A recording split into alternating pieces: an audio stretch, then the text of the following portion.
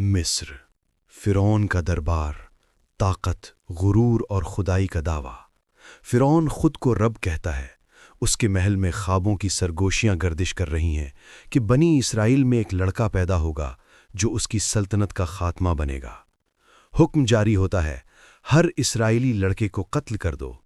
माँ की गोद उजाड़ दी जाती है, गलियां सिसकियों से भर जाती हैं। बनी इसराइल खौफ के साए में जिंदा हैं। इसी अंधेरे में एक घर में रोशनी जन्म लेती है। एक बच्चा पैदा होता है। ये हैं मूसा अलैहिस्सलाम। माँ का दिल लरज रहा है, हर आहट मौत का पैगाम लगती है। तब अल्लाह वही फरमाता है, इस बच्चे को दूध पिलाओ और जब खौफ हो तो उसे दरिया में डाल दो, हम उसे तुम्हें वापस लौटा देंगे। ये हुक्म अक्ल से बालातर है, लेकिन ईमान अक्ल से बड़ा होता है। दरिया की लहरें हल्की हैं।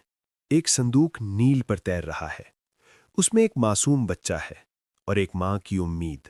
फ़िरौन का महल, शहजादी आसिया दरिया के किनारे हैं। संदूक नजर आता है, बच्चा निकाला जाता है। ये बच्चा फ़िरौन के महल में दाखिल हो चुका है, वही बच्चा जिससे फ़िरौन डरता था। आसिया कहती हैं, ये मेरे और तुम्हारे लिए आंखों की ठंडक है, इसे कत्ल ना करो। फ़िरौन मान जाता है। अल्लाह का मंसूबा खामोशी से आगे बढ़ रहा है। दूसरी तरफ मूसा अलैहिस्सलाम की माँ बेचैन है। अल्लाह बच्चे को उसकी माँ के पास दूध पीने के लिए लौटा देता है। वादा पूरा हो जाता है। साल गुजरते हैं। मूसा अलैहिस्सलाम जवान हो जाते हैं, ताकतवर, सच्चे और हसास दिल के मालिक। एक दिन शहर में दाखिल होते हैं। दो आदमी लड़ रहे हैं, एक बनी इसराइली, दूसरा किप्ती। मूसा अलैहिस्सलाम मुदाखलत करते हैं। एक घूंसा और किप्ती मर जाता है। ये इरादा कत्ल नहीं था, लेकिन नतीजा संगीन था। अगले दिन खबर फैल जाती है। फ़िरौन के दरबार में फैसला हो जाता है, मूसा को कत्ल किया जाए। अल्लाह की मशीयत एक और रास्ता खोलती है। मूसा मिस्र छोड़ देते हैं, तन्हा, भूखे, खौफजदा, मदियन की तरफ। वहाँ एक कुएं के पास दो लड़कियों की मदद करते हैं। ये हज़रत शुएब अलैहिस्सलाम की बेटियां हैं। यहाँ मूसा को पनाह मिलती है, निकाह, सुकून और बरसों की तरबियत। लेकिन नबूवत का वक्त करीब है। मदियन से वापसी, सीना का पहाड़, सर्द रात, दूर आग नजर आती है। मूसा करीब जाते हैं। अचानक आवाज आती है, ए मूसा, मैं ही अल्लाह हूं।